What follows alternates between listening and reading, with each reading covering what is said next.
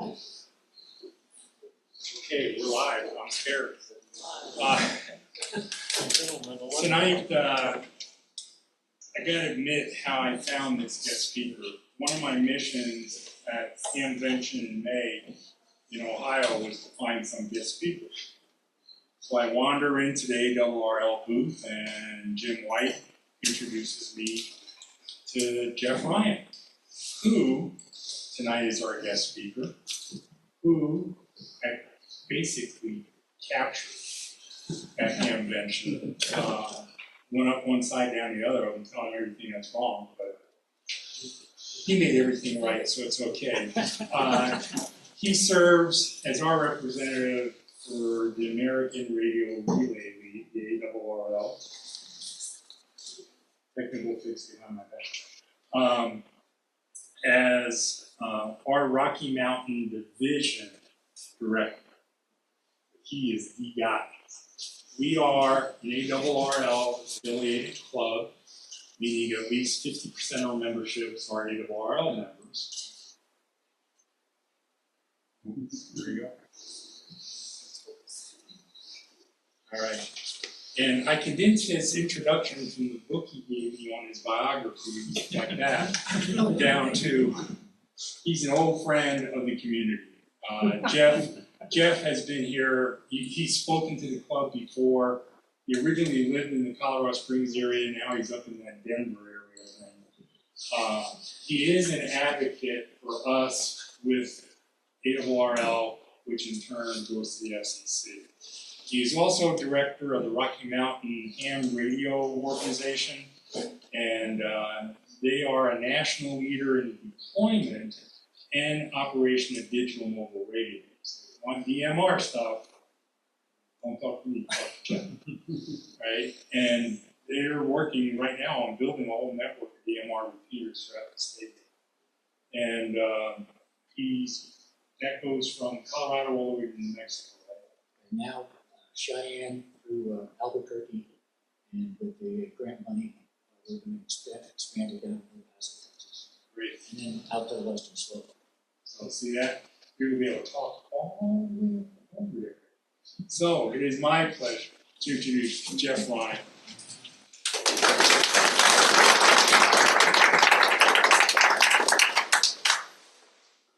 Thanks very much, Bob. I appreciate it. I was here virtually. Sure, I was during COVID. Yeah, because my hair was in a ponytail.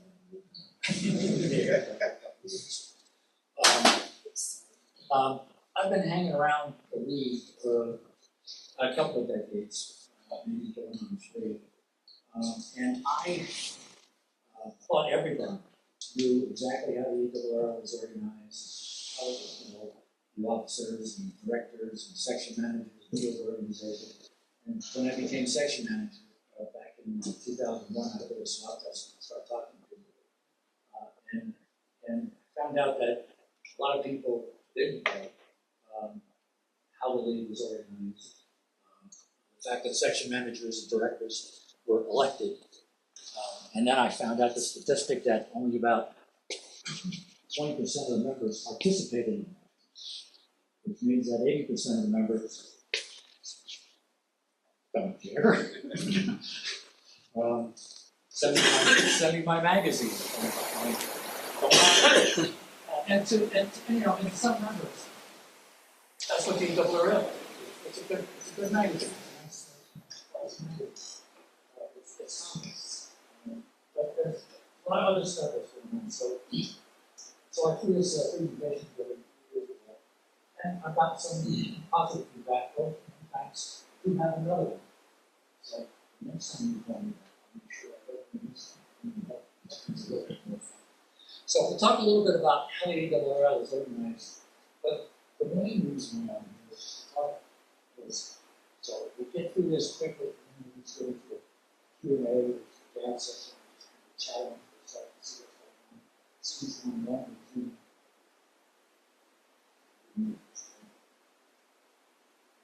So, 1902, my company demonstrated practical communication across the world. And that was it's magic. 1912, 10 years later, Congress passes the radio Act. U.S. amateurs fly that name. Exist. Restrict with the bands less than 200 meters, kilowatt of power, and you need a license to drive. That's what 2 years. Tennis.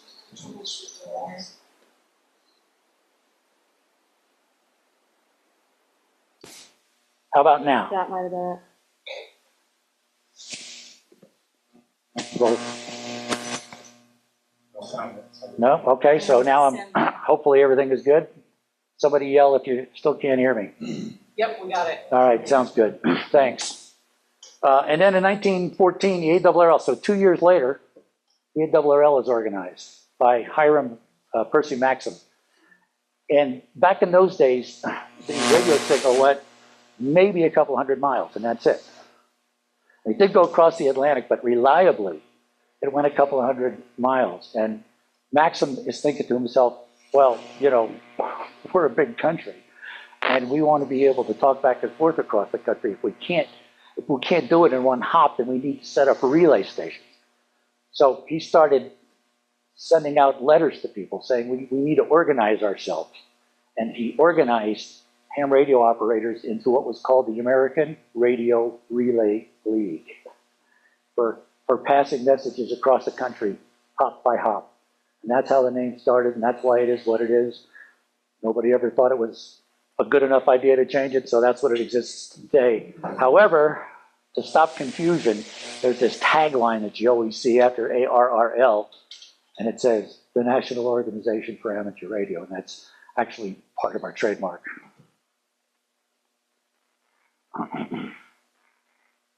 There we go. ARRL is organized into 15 divisions, each represented by a director and a vice director, and collectively we are responsible for the policy of the ARRL. So that's my job. Me and 14 other people set policy. 71 sections across the country, and they're responsible, that's the operations arm of the ARRL, responsible to implement and manage ARRL programs and services. Everything that you know about the ARRL pretty much comes from the field organization, support the clubs, and so on. And there's a headquarters staff of 85 paid employees. Wonderful people. I mean, I can't say enough about the staff. These folks are great. They are dedicated. This is what the divisions look like. We're Rocky Mountain. But there's the other ones.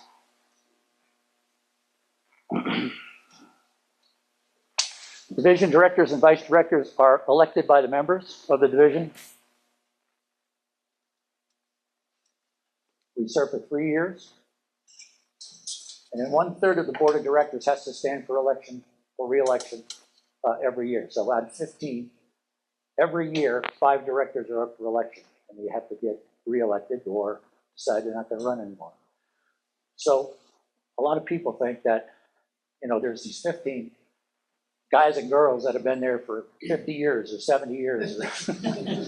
Old, stodgy people that just never, it's just not true. I've been there for 6. There's only, I think, 2 people there that have been there longer than me. So I've been on the board for 6 years. Everybody else other than 2 people has been there for less than I have been. So it's not a bunch of stodgy old people that have been around forever. The board actually turns over on a fairly regular basis. Here's your current leadership, myself and Dan Grady. Those of you who may know Dan is president of the Parker Radio Association. Fantastic guy. And here's the breakdown of when elections happen, and this is just informational kind of stuff. The 2023 election, the directors and vice directors for these divisions were put in office. 2024 election, Atlantic, Dakota, Delta, Great Lakes, and Midwest. And then in 2025, next year, I'll be up for election again, along with directors of Pacific, Southeastern, Southwestern, and West Gulf. So this just happens every single year. We're going through an election cycle right now. And I happen to be on the elections committee because I'm not up for election. So I can serve on the elections committee. And what we do is we receive nomination forms, and we vet them and make sure that the candidates are qualified. And that's what I spent most of the day doing today, actually, because the deadline was Friday, and there should be an announcement coming out from the league today or tomorrow that says who all the candidates are. Every 2 years, the board itself elects the officers of the league. You see them here: president, first vice president, second vice president, international affairs, secretary, treasurer, and chief financial officer. Rick Roderick has become a good friend. K5UR, he's like at the top of the list for most contest things going on. He's one of these guys that says life's too short for QRP. He's a big gun station. He's a great guy. He really is a ham's ham. For those of you who have heard him speak or have run into him at events, he's a character. He really is. He's an attorney by trade, but a good one. Actually, he's an employment attorney. I've had lots of great conversations. Kristen McIntyre, that's our first vice president. Kristen's from San Francisco area. She works for Apple. She's muckety-muck with Apple. Plus, she owns 2 of her own companies. One of them's a restaurant. I'm not sure what the other one is. The restaurant's in Los Angeles. So she gets in her own plane and flies down there on a regular basis. She's a character. Mike Ritz used to be the director for Northwest. He's now our second vice president. Some of you who have been around for a number of years will recognize the call sign W0TLM. He's our international affairs VP. He used to be the president of the league years ago. Our chief executive officer is Dave Minster. Talk a little bit about him. John Sager is from Utah, our division, good guy. And then Diane Middleton is our chief financial officer. The CEO and the CFO are paid employees. Everybody else up there is a volunteer. Board of Directors meets twice annually, January and July. It's a formal meeting under Connecticut state law. Majority vote, meaning 8, is needed to pass any proposal. A lot of proposals get referred out to committees for the committee to do study, bring in experts, talk to members, things of that nature, and then bring reports back to the board for consideration. Outside of board meetings, directors and vice directors handle policy issues, headquarters issues. If you've got a problem, anything with the league, you call me. Trust me, when I call them, they answer the phone. And I can usually get somebody to take care of things pretty quickly. So that's one of my jobs, is to advocate on your behalf if you're having a problem with the league. Hold cabinet meetings with section managers and other appointees, seek member input on issues, and attend swap fests, conventions, and doing what I'm doing right now. There are standing committees of the board, executive committee, which is elected by the board. It's 5 directors, and they apply board policy between meetings, evaluate rules and regulatory changes, and recommend petitions to the FCC. I am currently sitting on the executive committee. Programs and Services Committee, 5 directors sit on that, and they're basically responsible for all of the programs that you're familiar with: DXCC, Logbook of the World, contests, so on and so forth. Administration and Finance. I'm also chair of this committee right now. This is like in Congress, this would be Ways and Means. How are we going to do things, and where are we going to get the money, and how do we allocate the money amongst the programs, the budget. And then the newest committee is Emergency Communications and Field Services. This committee's only a few years old. It used to be part of Programs and Services. I came up through the league, through the emergency services areas. Assistant emergency coordinator, public service events. That's where my focus was. And I just felt that the league wasn't paying enough attention to Aries. So when this was proposed, I supported it. And so its focus is strictly on field operations, clubs, areas, and things of that nature. And they're getting a lot of good work from it. Then there's other committees. election, HF band planning, RF safety, EM compatibility, public relations. Des sits on that. LOTW maintenance, government affairs, and Paris. So these are the kind of things that the league is looking at, supporting, looking after on your behalf. Things that are of interest to amateur radio and need to be supported. Then there's two committees that report to the Programs and Services Committee, and they are the DX Advisory Committee and the Contest Advisory Committee. These are one member from each division who meet and talk about any changes that are going to happen to either DX rules or contest rules. And trust me, there's a lot of discussion that goes on here about contest rules and DX rules. New DX entities and things of that nature. It can be quite complicated, as you can imagine, and those who work DX are very familiar with all of the rules surrounding what is and is not a DX entity. And then, of course, contest rules. One of the biggest things that we need to worry about is there are people that have been chasing paper for 60, 70 years, and they're very proud of the paper that they hold and the effort that it took to get it. And they really don't want to see that effort diminished, because if now it's easy to get that, then it kind of diminishes all the work that they put into it. So there's a serious balancing act that has to go on when you want to talk about changing rules having to do with the contest. The two gentlemen you see listed there are my appointees to those respective committees. Dick Williams, many of us in the room know him pretty well. KAZTT, he's always at the slot fests doing card checking, DX card checking. And Daryl Hazelgood from Draper, Utah's contest advisory. Our CEO, David Minster, NA2AA, his first license in 1977. He's a BS in computer engineering from Ohio State University. And he's held several C-level positions in his career. He's a serious ham. I mean, he's a contester, DXer. He goes down to a Caribbean island and operates a lot of contests from down there.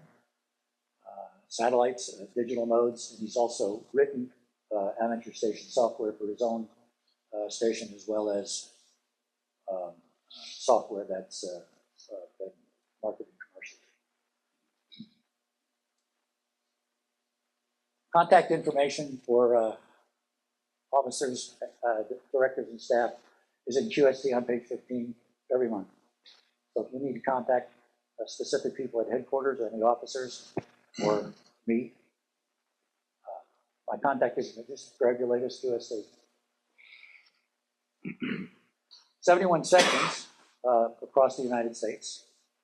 Most coexist with the state, like here in the Rocky Mountain Division, Colorado, New Mexico, Utah, Wyoming. But several states with large populations contain 2 or more sections. Each section is led by an elected section manager. The section manager appoints a cabinet to assist with some specific league functions, and I'll go through some of those. And collectively, they're referred to as the field organization. And for those of us who work contests that have section multipliers are familiar with these section identifiers, but here's where they are. And you can, again, find this on the ARRL webpage. Here's our division: Colorado, New Mexico, Utah, and Wyoming. And our section manager is Amanda. For us here in Colorado, Bill Mader, New Mexico, Pat Milan, in 7PAT, Utah, and Garth Crow. Garth Crow has been section manager and then not, and then section manager and then not, and then section manager. And then he's been in and out of that chair at least 6 times that I'm aware of. He's a good guy. And they're all listed on page 16 in QST. So just turn the page and you can find the contact information for all of the section managers. Sections, the field organization looks a little bit like this. A section manager can appoint as many assistants as they want. They have 15 assistant section managers if they want. I don't know anybody that does, but there's no limit. But then some of the other positions include the section emergency coordinator, who's of course responsible for the ARRL program, section traffic manager, technical coordinator. One of the founders of this club was mine, section technical coordinator, Bob Whitty.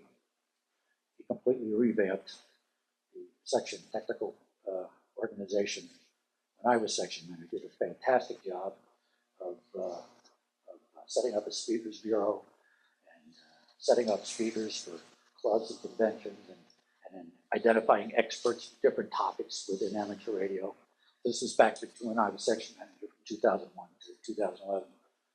Fantastic, good friend. Affiliated club coordinator, that's Wayne Heinen here in Colorado. Public information coordinator, section youth coordinator, and state government liaison. And we have had some good wins here in Colorado. We can talk about some of those. ARRL is probably the largest organization within the section, and that's what the org chart kind of looks like. Again, the section emergency coordinator can appoint as many assistant section emergency coordinators as he or she desires, and then the other positions, the official positions authorized by the leader. District emergency coordinator. The district can mean anything that the section wants it, and then the individual who's responsible for the local organization is just called emergency coordinator.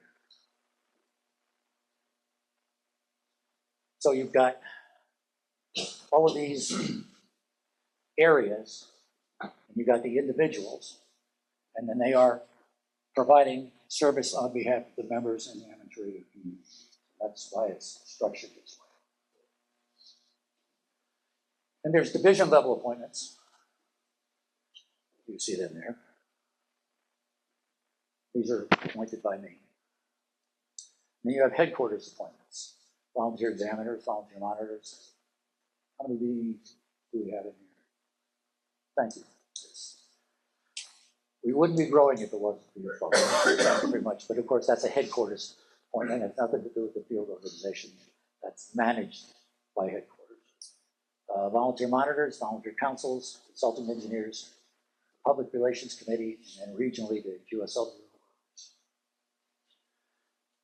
The mission statement, straightforward. To advance the art, science, and enjoyment of amateur radio. Everything we do is supposed to align with our mission statement. A few years ago, the league came up with what it called its 5 pillars, in no particular order. Membership, which includes things like the magazine, operating awards, contests, technical regulatory information, insurance, technology, advancing radio art, digital communications. The ARRL laboratory is a real gem. The ARRL lab is one of the most respected organizations on the planet. They are actually looked up to by the FCC. I mean, when the lab presents information, it's not this one.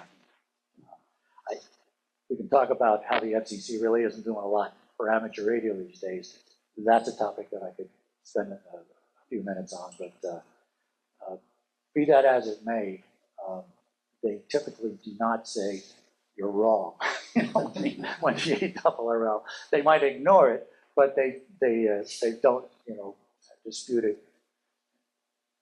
So we're very fortunate to have that lab. Those are great guys. Education, of course, books, videos, CDs, online training, recruitment, mentoring, ham radio, news, and advocacy, spectrum defense, interference resolution, cooperation with wireless industry, FCC rules, and cooperation with the International Amateur Radio Union. Public service, of course, includes areas of emergency communications, training, clubs, instructors, examiners, the field organization. ARRL is a national membership organization for amateur radio operators.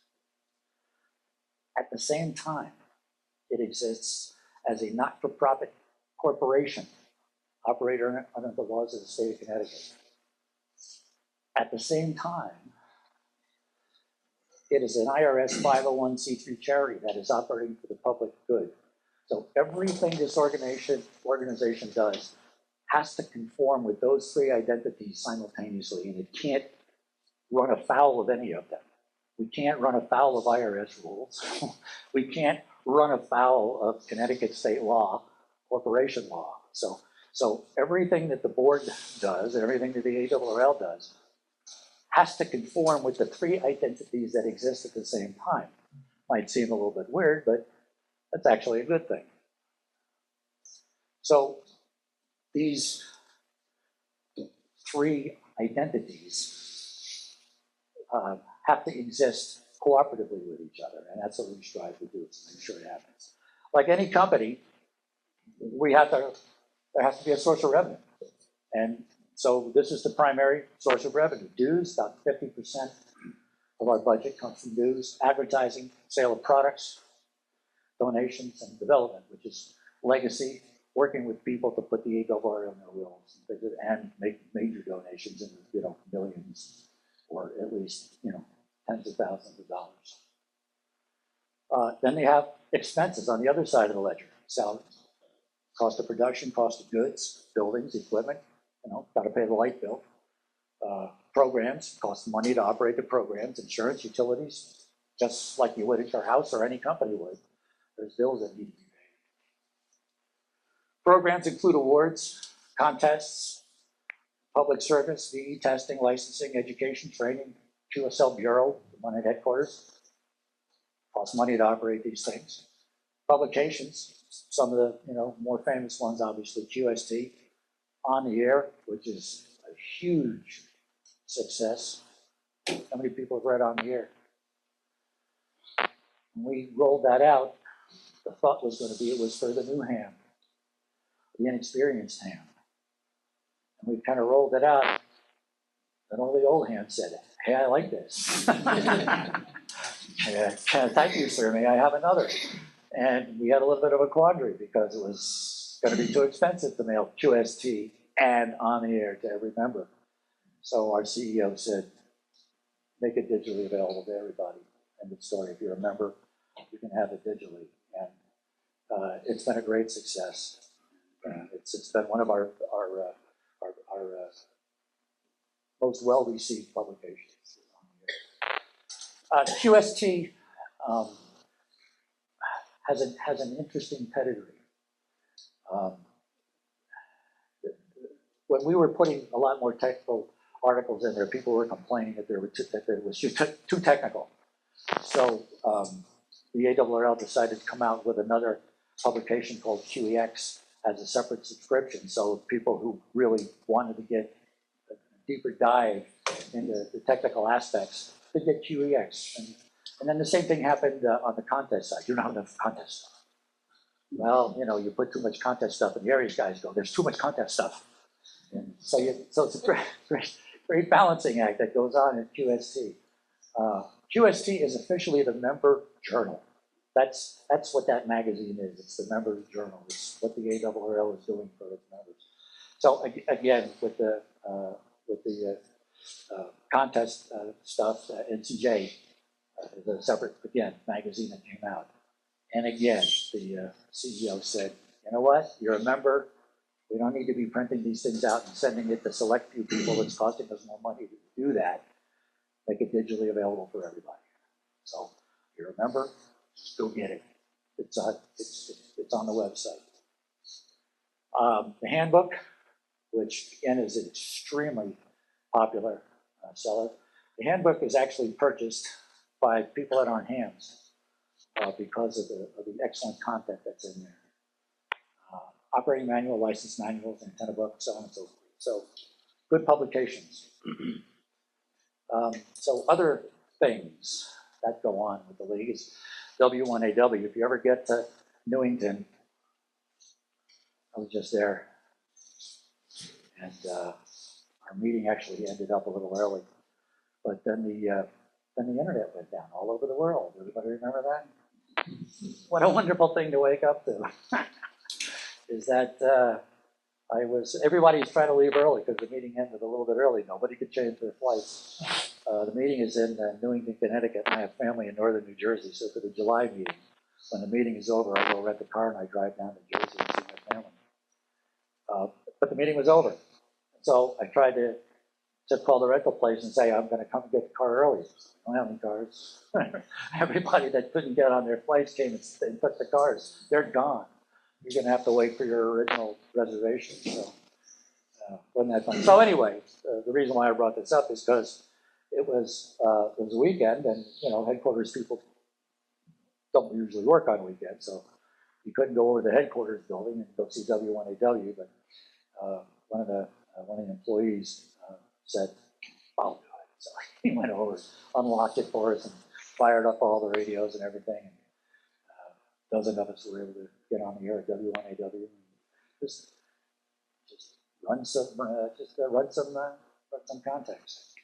So the members elect section managers and they elect the directors. The section managers pull volunteers together to operate programs. Staff, directors hire staff.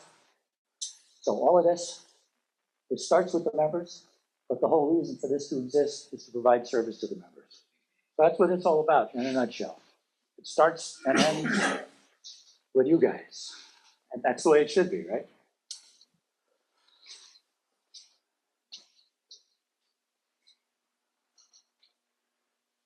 Just a little bit about me. I don't look like that anymore.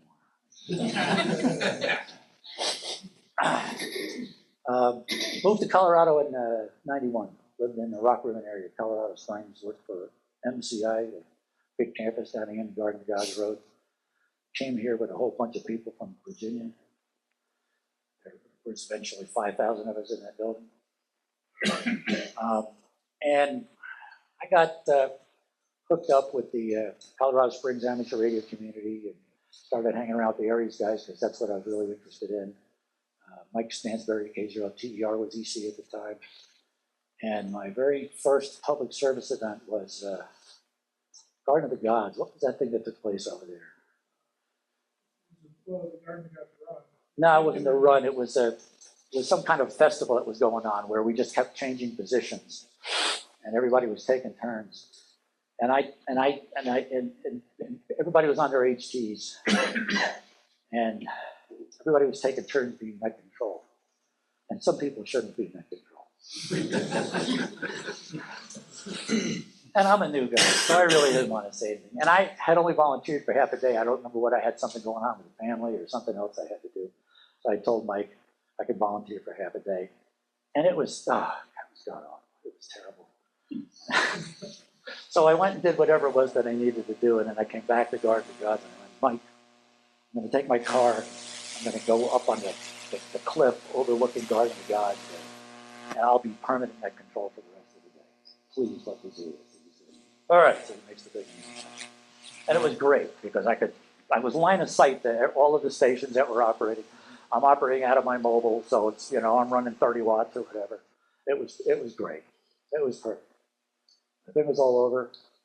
We had a little get together, do a hot wash. I go walk in the door, Stansberry looks at me. I'm brand new. This is my first public service event. You're the assistant emergency coordinator. You're in charge of radio nets from now on. So that was the start of my career, blaming on Mike Stansberry. And then he got tapped to be the section traffic manager some years later, and he recommended me to the ESM at the time. And I'm like, I've been in this group for a year and a half or whatever it was. There's people who've been there for 20 years, so I'm feeling like, I don't know. Then I snagged this guy. And yeah, and the rest, as they say, is history.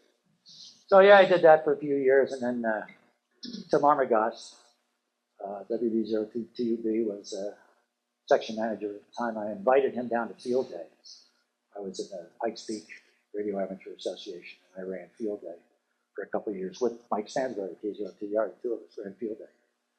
And invited Tim, the section manager, to come down. He comes down, and his with his wife and his dogs. And, you know, we didn't know each other that well. I was just the merchant coordinator at the time. And Sunday afternoon, we're sitting there talking, and he said, "You seem to be able to talk to everybody comfortably. You'd make a good section manager." And I went, whoa. I have no interest. I love this EC job, you know. I'm having a good time. And he said, "Well, I'll tell you what. I'll make you an assistant section manager. I wanted to do that for a little while." I said, "Oh, what the hell, okay." So I did that for 6 years and threw the gauntlet over to Larry, and took over as EC. So I was assistant section manager for 6 years, and then every it's a 2-year term, and every 2 years Tim would say, "Oh, I'm not going to run anymore," and his wife would say to me, "I don't want him to run anymore. He's traveling all over the state. He's never home. I'm tired." But after 6 years, he said, "I'm not going to run anymore." I said, "All right."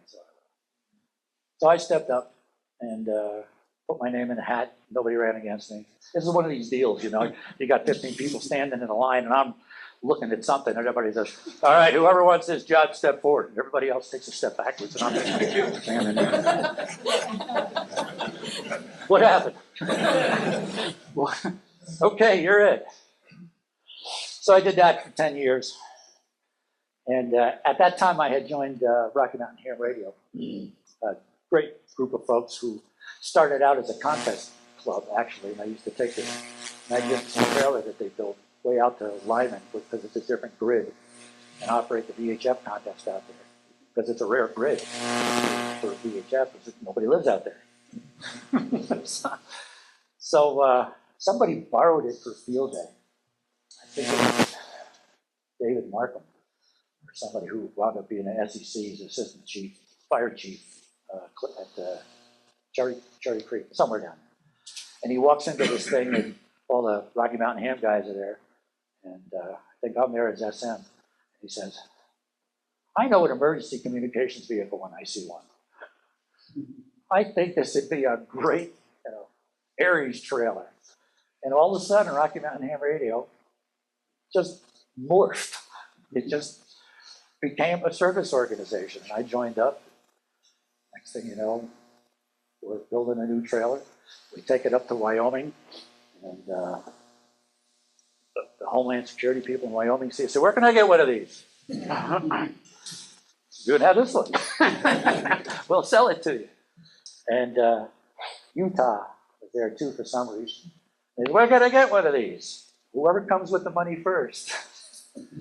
So we sold that one, and then we built another one for Utah, and we built another one with the proceeds from that, the one that you see today, the Rocky Mountain Ham trailer. This trailer is actually trailer number 30. So, you know, digressing away from the ARRL a little bit. But I was showing up as section manager to swap fests, and the purple shirt guys would be over there. And I'm at the ARRL table going, "Yeah, it's time to go." So if I find myself wanting to be over there, I'm not serving my constituents because my mind isn't in it anymore. So I stepped down, handed it over to Jack Siacha, and just concentrated on Rocky Mountain Ham Radio for about 4 years. And meanwhile, at the ARRL, Brian Milashowski, my great good friend, was the director, became a vice president of the ARRL. So Dwayne Allen, who had been sitting in the back seat, moved up to the front row. And for some reason, Brian said to Dwayne, who is now the director, "Call Jeff." Because I don't want anybody sitting in that chair beside him. So it was very nice of him. So if you want to blame anybody for me being in this chair, you can blame Brian Milashowski. You know, it's true in my life in so many ways. I get to wake up every day with gratitude because there are so many people along the way who gave me an opportunity to do something. Now, true, I was there, so at least I was showing up. But whatever it was, somebody thought that I might be okay doing something, and they gave me an opportunity to do it. And it's not just ham radio. I mean, it's been throughout my professional life as well. I'm blessed. I'm so fortunate that people have given me an opportunity. So I get to wake up every day and think about that. the gratitude that I have for people having faith in me and trusting me. And I don't want to let anybody down. So that's my motivation. My motivation is people are trusting me to be in this position, and I can't let anybody down. I need to do the best that I can. And the way that I do that is by getting input. I'm the best director I could be for you when you tell me what's on your mind.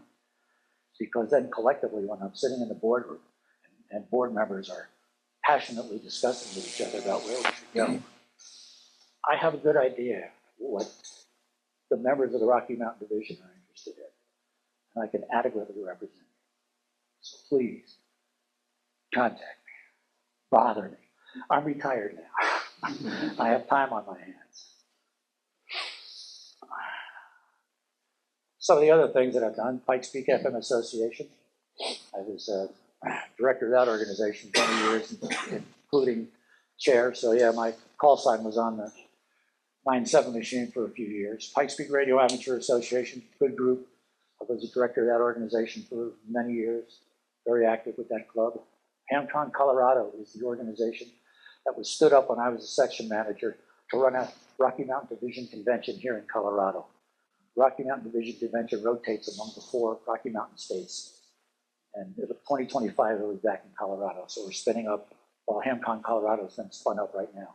And we're organizing the 2025 convention. We don't know where it's going to be yet. Colorado Council of Amateur Radio Clubs. It's really great when all the clubs in Colorado come together, for a purpose. I see heads shaking over here because there's other people in the room that are delegates to their club, that organization. So I'm again, proud to sit in a room with folks trying to get things done for the good of amateur radio here in Colorado. And of course, Rocky Mountain Ham Radio. I am active on HF. I like rag chewing. I do participate occasionally in contests just to make sure I know how to do it. I'm active on VHF, UHF with Rocky Mountain Ham Radio. Participated with them in the June contest since '09. It kind of morphed over to Field Day. And we were going to go back and forth because we didn't want to do both Field Day and the VHF contest too much to drag the trailer out and all the logistics involved with that. So we started adopting one or the other, but the members are going, Field Day, Field Day, Field Day, Field Day. And I tell you what, Bob Whitty is really mad at me. Because he's a big-time VHF guy. And he said that Rocky Mountain Ham Radio attracted other people to Colorado because we were the big dog in the pond during that contest. So stations on the East Coast or wherever else would hear us. And hey, as long as they're in here talking Colorado, people like him can jump in there. Hey, as long as you're here, get some contacts. So he's a little distressed that we haven't been participating in that contest as often as we used to. I love Field Day. It's my favorite thing to do. For 10 years, I didn't participate in Field Day because as section manager, I was traveling around. Except in the last couple of years, somebody said, have you ever heard of operating mobile? Duh. As long as I was spending more time on the road than I was anywhere else. I drive up to Estes Park. It takes a while to get there. And then I'd spend, 20 minutes, half an hour up there. And then I'd jump in the car and I'd go to the next site. So I spent it all day in my car. So David Markham, rigged me up with a trailer hitch mount, the antenna. And we were making contacts the whole time we were driving around. I also love public service events. I just think they are fantastic training grounds for emergencies. One of my favorites was the MS-150. Holy cow, what an event. 2-day event, 150 miles, 75 miles a day, moving, starting in Denver and winding up at the Royal Gorge Bridge. So the first day it would go from Denver to Colorado Springs. Second day it would go from Colorado Springs to Royal Gorge. Now this is a moving event with rest stops opening as the bikes are approaching them and then closing as the last one goes through. So you got medical, you got SAGs, you got people that are just tracking where everybody is. So lead, Peloton, trail, and then you got 2 courses each day because you got just the regular course and you got the Century Loop.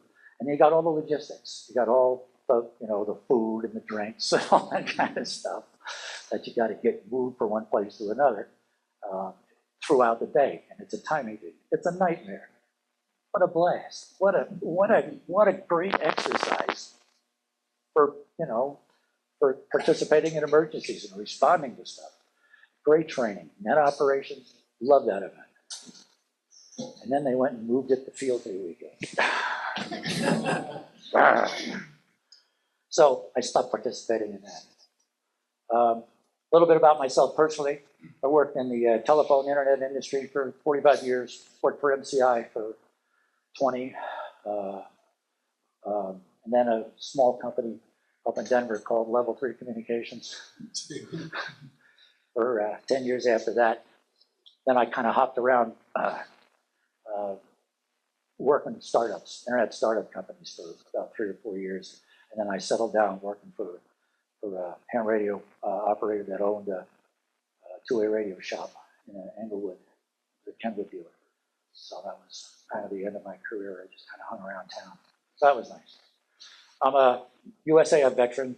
I did what's called tech control for old Air Force people. It was a 307. I did that for 5 years, and that's kind of where I got my background in telecom. I'm a private pilot. I own a Cessna 182. I keep at the airport formerly known as Jeffco. Get some chuckles out of any pilots in the room. And I'm a musician. And that's just a cool picture. And I have operated aeronautical mobile. And that's kind of cool, because you know when you're up there, that signal goes. The ARRL Foundation is a separate 501c3 organization. It has 5 directors that come from the ARRL board, and then 4 directors from outside the board. They are responsible for scholarship programs, club grant programs, division convention grant program, special grant program. So they're a grant-making organization. And you know, look up the foundation if you think that you or someone you know or love is eligible for a grant. Pursue it. It's money that they're giving away. Why join the ARRL? Well, at least 50% of you already have. But for those who haven't, QST, undoubtedly one of the finest amateur radio magazines on the planet. Product testing, publications, training, equipment insurance, get assistance with interference mitigation. I've had headquarters people come out here and help track down stuff. And these guys got some sophisticated equipment. We also, by the way, have a very good working relationship with the FCC here. There's a Denver field office to the FCC, and the staff there is fantastic, and they love us, and they work very closely with us. Technical information, public relations, advocacy with the FCC, Congress, state legislators. Some national wins include PRB1. Everybody knows what that is? PRB1. FCC said to state legislatures, municipal legislators, you may not outright prohibit amateur radio antennas. You must use the minimum means practical to do whatever it is that you need to do without outright banning amateur radio. I can tell you, I've stood up in front of town councils and people have weird ideas about what the minimum requirements might be. Some people are just happy to work with you to figure it out. And you know, then there's others that say 30 feet, that's what I think is reasonable. But PRB1 was a big lift for amateur radio. And we were trying to do the same thing, trying to get the FCC to do the same thing for amateur radio, because it's in the public interest. After PRB1 happened, you may recall that the National Association of Broadcasters beat up on the FCC to say, you know, you can't ban these satellite dishes that are receiving TV because that's how the public gets their information these days. The FCC said, you're right. So over the air, antennas may not be restricted, even in homeowners associations. Whoa, whoa, you know, our heads exploded. Did they just say they're gonna regulate homeowners associations' antennas? Let's start those under the tent and see where we can get with this. So we said, there's public interest for amateur radio. And they went, no. You get Congress to tell us to do it, and we'll do it. And the ARRL has been trying to do that ever since. But, you know, dealing with Congress is like, well, dealing with Congress, you know. So it's an uphill battle, but we're still at it. Access to the 60-meter band. Anybody in here work 60 meters? A couple of hands went up. It's a fun little band. DMR, single slot PDMA 2013. Who knows what that's all about? No hands.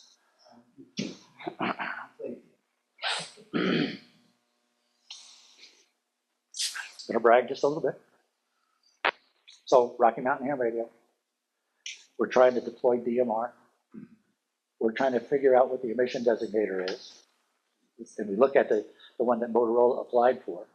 And we look on the list of emission designators that are allowed in Part 97, to Part 97, and we see that the emission designator for handhelds, not repeaters, but handhelds, isn't listed.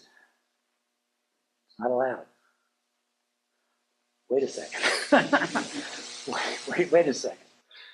It was single slot TDMA. It was not a permitted emission under Part 97. Me being an ARRL guy, talking to my buddies at Rocky Mountain Ham Radio, said, let's get the league involved. So I write a letter to the then CEO, Dave Sumner, K1ZZ. About an hour later, I get a response from the league's attorney who said, I'm not in the habit of answering Dave's emails. However, you are dead right. And we need to do something about that. So thankfully, the ARRL filed a petition with the FCC saying, hey, you know, there's technology going on out here. You guys aren't paying attention. This needs to be allowed. So the FCC actually said, okay. So they allowed single slot TDMA. First, they did it on an exemption basis, but then they finally made it real. So I'm very proud to have been actually involved personally with that. Colorado legislative wins. We have our own PRB1 here in Colorado, by the way. So state of Colorado came out and basically said to local jurisdictions, you can't outright prohibit amateur radio. You've got to reasonably accommodate it. So hopefully that's helpful. Colorado cell phone bill. I was also personally involved with this one. Section manager or assistant section manager. I mean, assistant or vice director at the time, I don't remember. But Robert Wareham and I went to the Capitol. And they wanted the bill to ban using your cell phone while you're driving. No texting, no cell phone in your hand.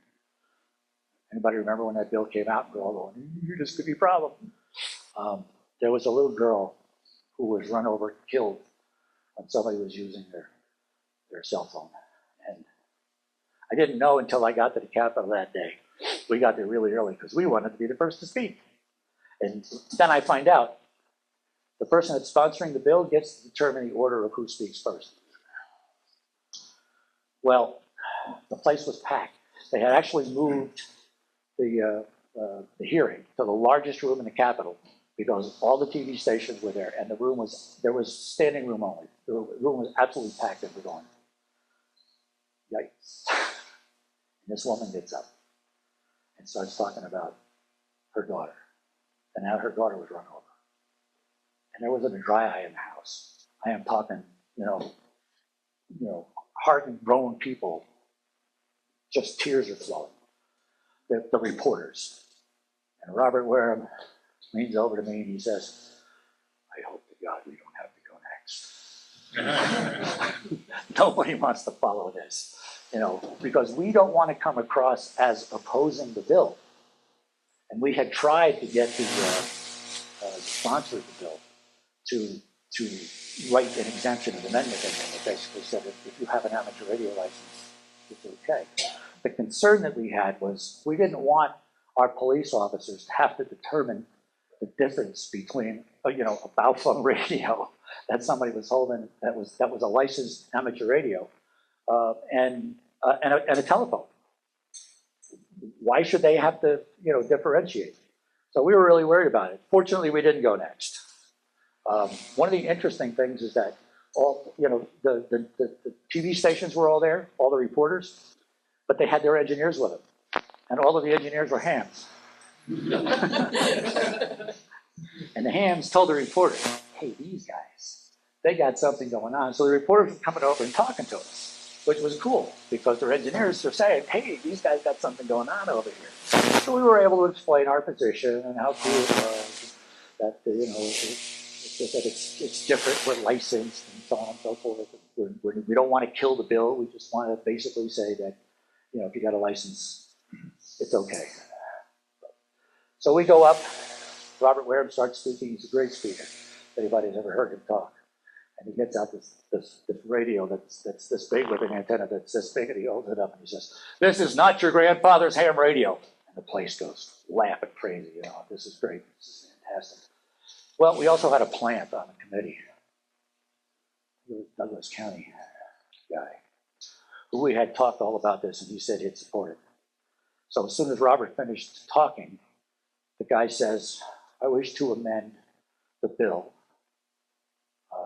to say that the holder of an FCC license exempts the driver from this legislation. And somebody said second, all in favor say aye, unanimous. Done. Okay? This was in the House. When it went to the Senate, it got gutted. If you look at the legislation today, you'll see that it says something like, if you're under 18, you can't text while you're driving, or something along those lines. It's a very weak bill compared to what it originally said. But the legislation still says the holder of an FCC license shall be exempt from this legislation. It's still in there. I walked out of the Capitol that day. I can't tell you the feeling. I'm just a citizen. I'm one ordinary citizen. I'm walking down the hill and I'm like, I made law today. How cool is this, So, you can make a difference. So that was the cell phone bill. Oxcom, that was another battle that the State Emergency Operations Center likes hams. So they wrote this legislation, and they're trying to get it through. And so we went up there to testify what Oxcom was going to be. This was a Aries Races kind of thing. And when I was in the Springs, I was DEC, but I was also in El Paso County Races at the same time, which was kind of weird because sometimes those two organizations didn't see eye to eye on things.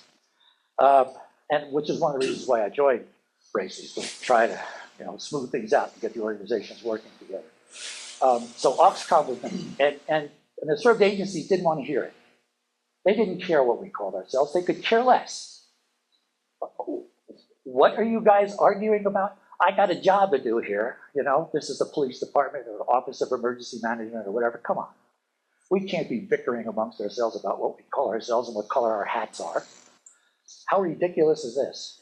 So this idea of Oxcom was born and sold, and the Colorado Department of Emergency Management bought it and said, yay, let's do this. So wrote the legislation. As it's moving through the House, we show up to testify. And there's this little old lady sitting. Who's going to argue against this, Why would somebody even show up? I mean, this is a very technical, who is this person? And so she gets up, the chairwoman, calls her by name. Margie, whatever her name is. Hi, Margie. Uh-oh. Uh-oh. This is somebody who's well known. Who is this person? We're all looking at each other. Oh, you know who this is? Don't know who this is. But we had already gone up and testified, so we thought it was. So she gets up and she sits down. She announces herself. She represents the Colorado Sheriff's Organization. Oh, we love hams. Oh, this is good legislation. Anything that gets the hams working more closely with the sheriffs is a good thing. Pass this legislation. We're like, Done. Note to self, all right? Legislators don't necessarily know who ham radio is. And when we start talking, sometimes it sounds like, Charlie Brown, parents, wah, wah, wah, wah, wah, wah. But if you get somebody like the sheriff to say, this is good legislation, you know who the sheriff is. You don't have to say a word. Hey, Sheriff, could you do me a favor? So that's our strategy going forward. I remember when the 9-7 was, they were talking about taking the 9-7 off the hill. Now, I've been out of the spring for years, but I was a life member of PPF, and they had the next chairs. So I kept getting all the emails, and so I knew all the struggles that they were having. And the 9-7 is going to come off the hill. They can't afford it. They want all kinds of money. The contractor that's up there running the hill. No way the PPF and they can afford this. And I'm saying, don't argue. Get the city to argue. The city loves you guys. Get the city of Colorado Springs to tell these guys, shut up and let these guys have their antennas. Nah, they didn't want they didn't want to do that. So, as most of us probably know, that organization is unfortunately defunct. And so there you go. Anyway, so that's Auxcom is a real thing. And if you look at the Auxcom legislation, if you go read the bill, you'll see that the Colorado Amateur Radio Emergency Service is responsible for recruiting and training Auxcom members. Right in the legislation. We're talking about Colorado Emergency Coordinator. It's right in there. So we're written in. Big win. So we're talking about why join the ARRL. Anybody know who Rich Moseson is? He was the editor of CQ magazine for years and years and years. Life member of the ARRL, but a frequent critic. He didn't mind blasting the ARRL when he thought we were doing something wrong. But he said this in an editorial in July 2016, and when I read this, I said, I don't think that there's, I couldn't say it better myself. So I'm just going to steal Rich's words. He said, an ARRL member's dues buys three broad things: a magazine, professional staff, and most importantly, advocacy, promoting and defending the interests of amateur radio on state, federal, and international levels. Despite its flaws, no other organization in history has been able to advocate for amateur radio as effectively as the ARRL. If not for the league's success and advocacy over the past 110 years, there likely would be no amateur radio, and thus no need for magazines or staff members. So after you renew your CQ subscription, kind of pathetic, try to budget for ARRL dues and help protect our hobby's future. The guys on the other side of the aisle are basically, saying things that if it came out of my mouth, they'd say, well, yeah, sure. But the fact that it came out of Rich Moses's mouth, editor of CQ magazine, I just think that speaks volumes about, how somebody who is a real critic of the ARRL feels about the successes that we've had in keeping this hobby alive. And that, I think, is one of the best reasons for being a member. So that's my presentation, and we'll just... Jeff, can you talk briefly about the demographics of membership and Yes. trends? I'm curious to know, because there's been a rash of new licensees. Right. How's the ARRL doing of attracting new members out of that group? Membership is down. What's happening is those of us in this demographic are dying. And we're not being replaced at the same rate that we're dying. New technicians coming in, many of them are joining, but they're only staying for a year. And that tells me and other members of the board that the ARRL is not relevant to them. So what is it that we need to do to make it relevant to them? And there's one member of the board that says, not my problem. I'm here to serve the existing members. Thank you, because that's pretty much my reaction as well. You know, spend it all now on the existing members. You know, what happens 10 years from now is not my problem. I don't feel that way. This is a 100-plus-year-old organization, and my job is to leave it in better shape than I found it. I mean, that's the way I look at it. You know, and I'm gonna try hard to do that. So, to that end, we are looking at what do we need to do to expand the ARRL to other aspects of radio, not just amateur radio, but radio. And we've got a well-funded program for STEM, and we're getting plugged into STEM activities. I attended a conference here in Denver a month and a half ago, of STEM teachers from all over the country. And the advice is get with these state boards of education about radio, not just amateur radio, but radio technology in the curriculum. Because once it exists at the state level, then it's very easy to get it in at the school district level. When you go to a school district and you say, here's what radio can do for you, it's hit and miss.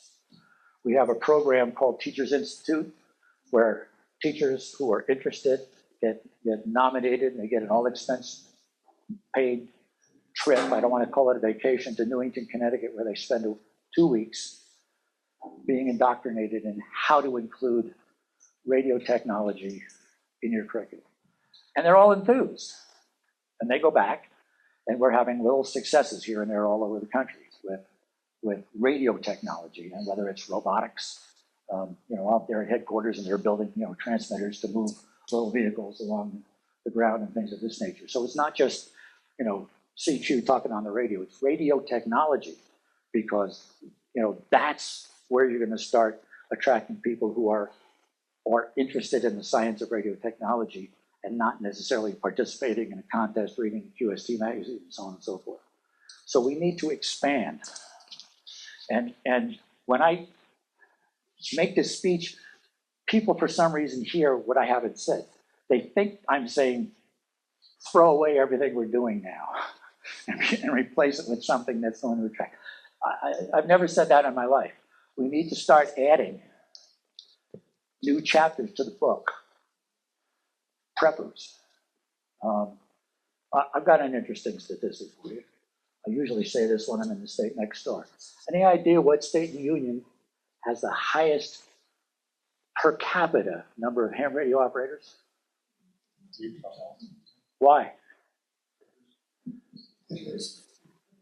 LDS. The church. Okay.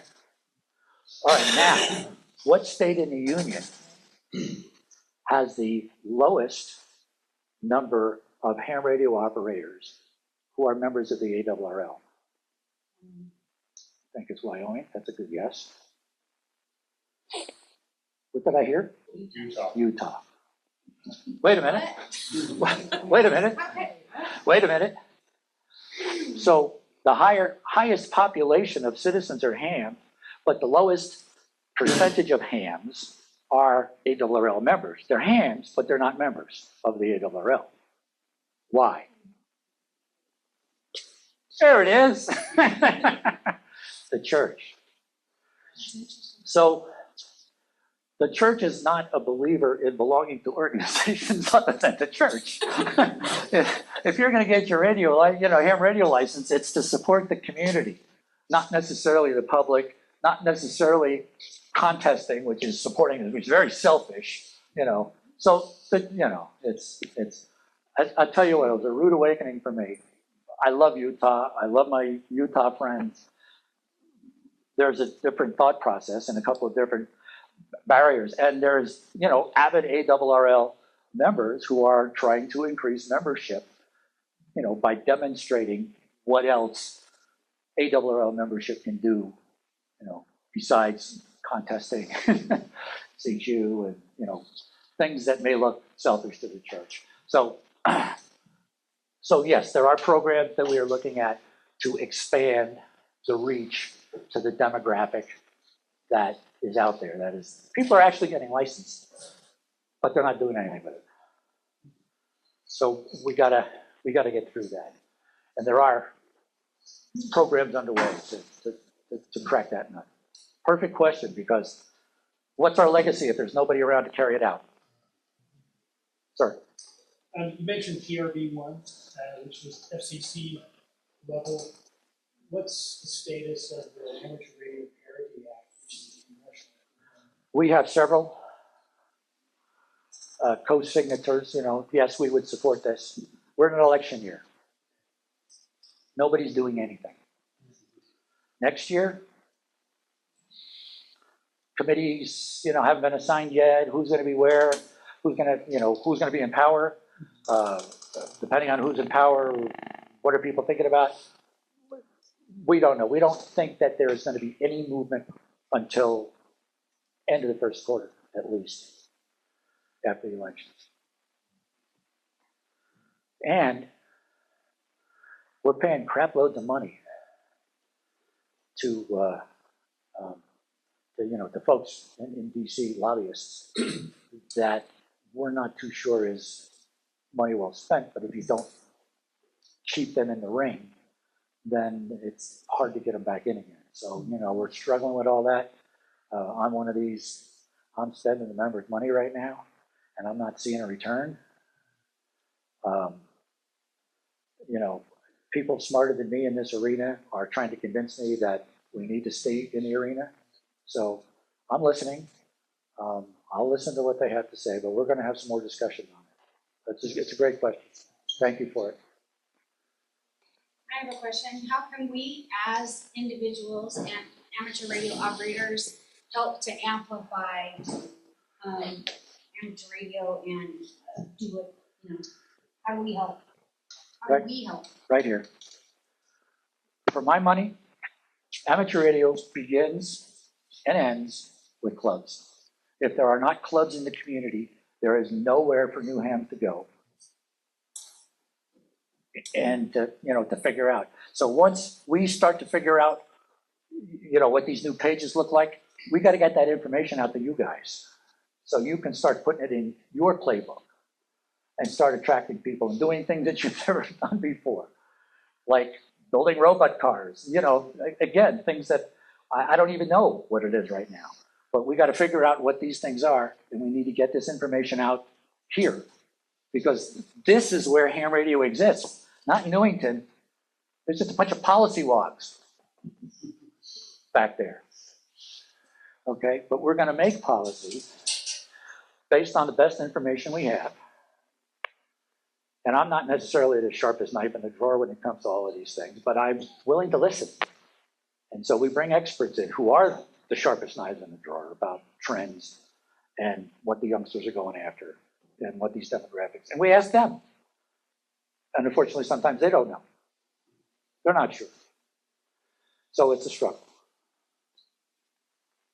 Could the ARRL come up with lesson plans or programs that we could take to a school Yes. and say, Yes. let's talk about radio and we'll do radio control robots? Yes. Can. Problem. Yes. Problem is, if you go through the Teachers Institute, now you know how to deliver it. So I think that it's a two-pronged thing. Yes, but we're probably going to want you to go to school to learn how to deliver that message so that it's a uniform delivery, and then get the feedback. How did that work in your area? How did that work in Arkansas? How did that work in California? How did that work? I mean, we got 4 states where it's working really well right now. One of them is New Jersey. God knows why. And I can say that because I grew up there. But yes. What else? Sir? You may want to answer this after this because it's a kind of specific question. I just got recently exposed to some of the international stuff that's going on with the IARU. Uh-huh. And what is the relationship between the IARU and the ARRL? And when they come up with recommendations, is this a recommendation to the FCC or to you? Because there's kind of a serious threat to the 23 centimeter band right now because of more secondary allocation. Okay, so radio waves do not stop at borders, which is why it's governed by the United Nations. Radio spectrum globally is governed by the United Nations. The FCC implements within the United States, and there are agencies like the FCC in other countries that do the same thing. However, the stuff is promulgated from the internet, from the United Nations and the telecom agency of the United Nations. And the IARU attends those conferences and talks about, amateur radio issues and defends amateur radio. We got some fantastic people that work for the ARRL, John Sibberlines in Washington, D.C., and he's brilliant. And he goes to what's called the World Radio Communications Conference, WRC, and he attends with the IARU group. The ARRL is the international secretariat for the IARU. We are the big dog in the pond for the IARU. Okay, we have a vice president who is responsible for IARU, and he speaks on behalf of the ARRL, but we also have to have a clear understanding about what's on the docket. We are fortunate in that the current chair of the telecom sector of the United Nations happens to be an American. So I think she's a ham too. So I think we're okay there, but it's that international organization that regulates spectrum utilization globally, and countries have their input. And when it comes to things like satellites, we can't go it alone. We can't say we don't care what you're going to do in Turkey. We're going to do our own thing. It's just not allowed. There's treaties that basically say we won't do that. And we're a signature to those treaties that say, we understand that radio waves don't stop at borders, so we have to have a treaty that says we'll attend these conferences and we'll agree on how the spectrum is going to be utilized. Certain spectrum. There's spectrum that doesn't, travel, 1.2 gig. They don't care in Thailand what we're doing here with 1.2 gig because it's not going to get there unless it's going up to a satellite. Does that make sense? Yeah, the 1.2 gig is specifically the 23 centimeter band that's pretty much under threat at this point. Yeah, so it's 900 megahertz. There's a corporation out there that wants to start slicing up 900 megahertz. I thought Dave Novotny was going to be here. He actually knows more about it than I do because he approached me about it a couple of days ago, and then a day later, I get the word from our attorney that he's preparing to file comments to the FCC's notification about 900 megahertz. So yeah, it's. Okay, so the IARU is to the World Organization as the ARRL is to the FCC. It's outside. Okay. Bingo. Absolutely, you got it. Absolutely correct. All right. That clears things up. I wasn't quite sure how things fit together. What else can I do for you? Reduce the amount of membership dues for the lifetime membership in excess of 70 years old. Didn't we do that? It comes out to 20 years. I don't think I'm going to make it enough. So here's what happened. The last treasurer that we had, not the guy we have now, we started talking about life membership, and he stood up and he said, before this discussion goes anywhere, everybody in this room needs to understand this. Life membership is never a good deal for this organization. Never. We're going to lose money. All right, now let's have the discussion. Great. It's always a losing proposition. We have to take that money, we have to put it aside, and we can't spend it. When you pay your life membership dues, it goes in a fund, and it sits over here. And every year, we take a little bit out to pay for your dues. But as the dues goes up, that amount no longer covers. So now, every other member that's paying dues has to pay your dues as well, because you're not paying it anymore. All right? So there's that. This money is sitting over here, we can't do anything with it. We can't do anything with it. Invest It is invested, but we can't do anything else with it. We can't use it for operations. We can't use it to pay the bills. It has to be set aside to pay the dues for life members. So that's the problem. That's why life membership is never a good deal. When the league first came out with life membership, they needed a lot of money. They were cash poor. They didn't have any money. So that's what I was told, which doesn't exactly make a lot of sense to me because they had to put it aside anyway. But it's just not, it's not a good deal for the organization, which means it's not a good deal for the members. Might be a good deal for you, but it's not a good deal for the rest of the people sitting in this room that have to pay your dues because you're not paying it anymore. Does that make sense? So they did adjust it. And I was on the A&F committee, and my charter to the act was to go find an actuarial and go out and figure out what the dues would cost from an actuarial standpoint so that it does make sense. And that's what they did. So that's what you see today. Jeff, going back to what I will call band grabs, Yeah. like we're looking at for 900 megacycles now. Yeah. Some of us go back to the time when we had to deal with 220. Yeah. And we were told, okay, make your feelings known and blah, blah, blah. It seems to me that it's just a feel-good thing that you're offering us, because it seems to me it's already been decided. We're going to lose 900 just like we lost 220. And that we're just sort of, okay, we'll respond, we'll feel good, we'll, think we're doing something. Oh, I get where you're coming from.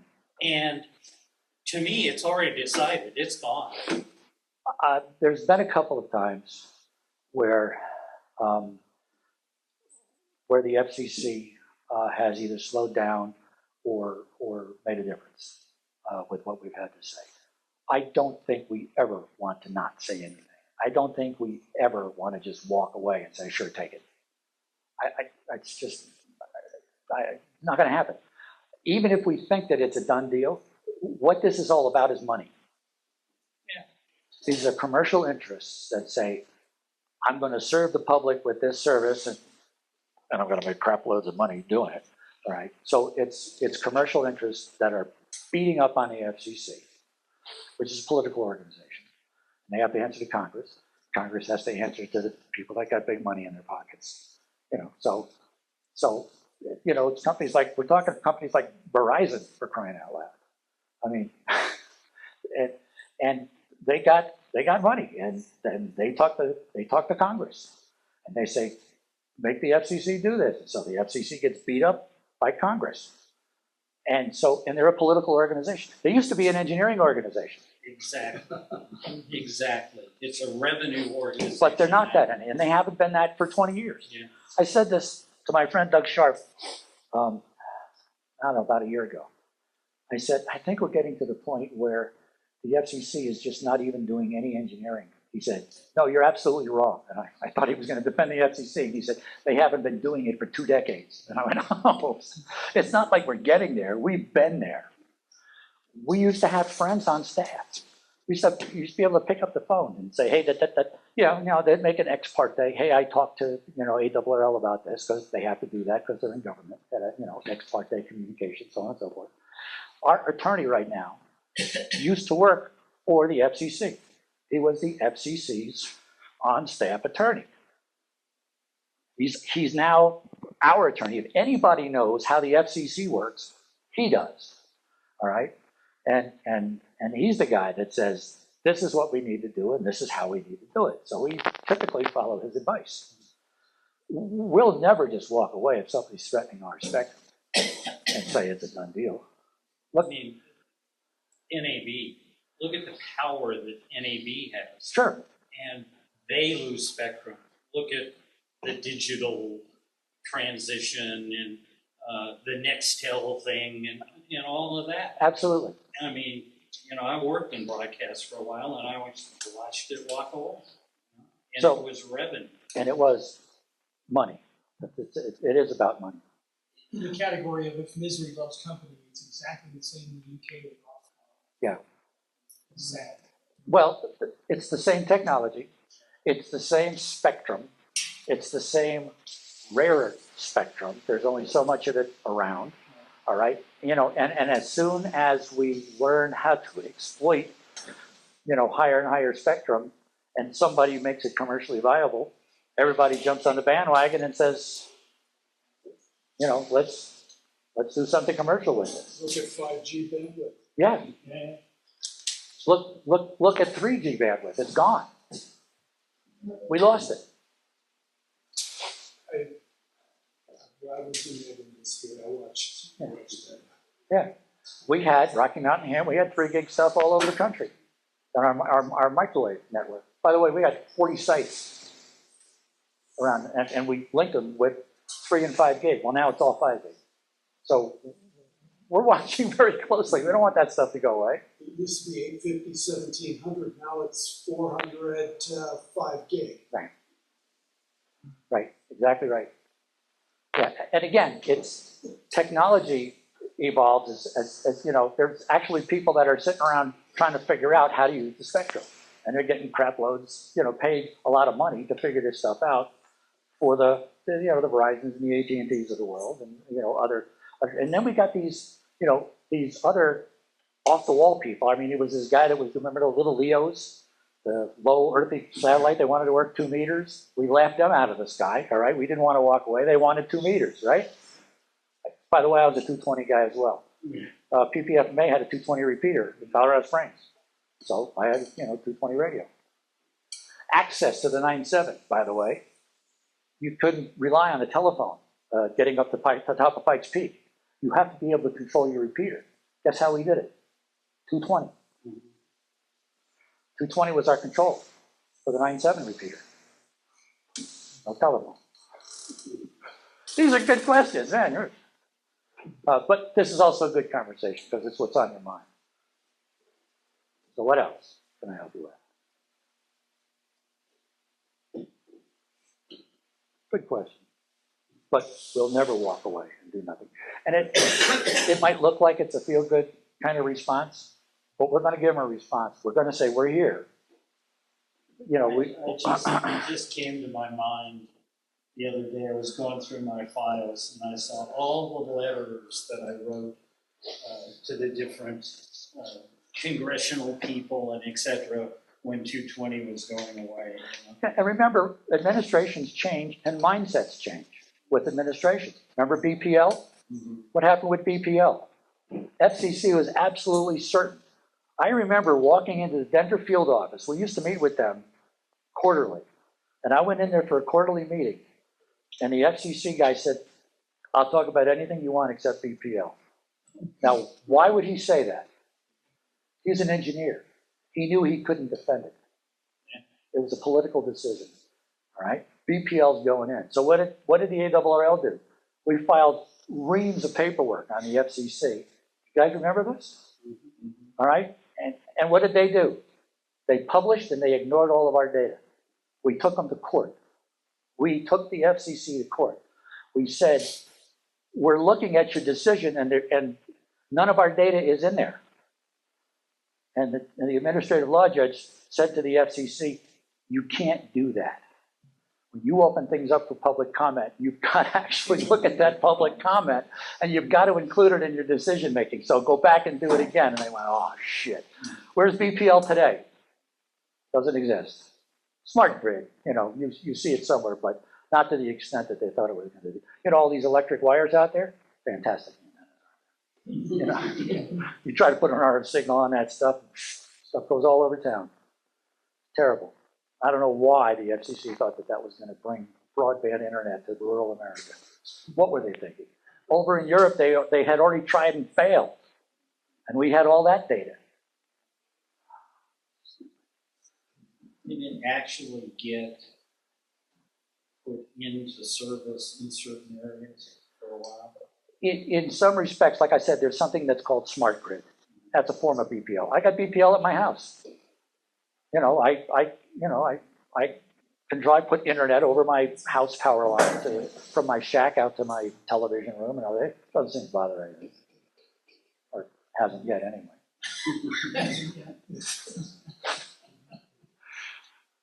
What else, gang? I'm having fun. Hey, I'm retired. I can go home any damn time I want. I don't have to get up tomorrow. Is that it? Look, Thank you, Joe. you guys have my contact information.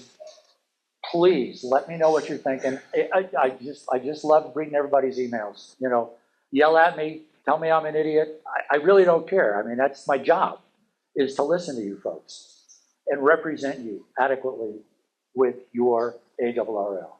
Thank you very much for your kind attention. I really appreciate it.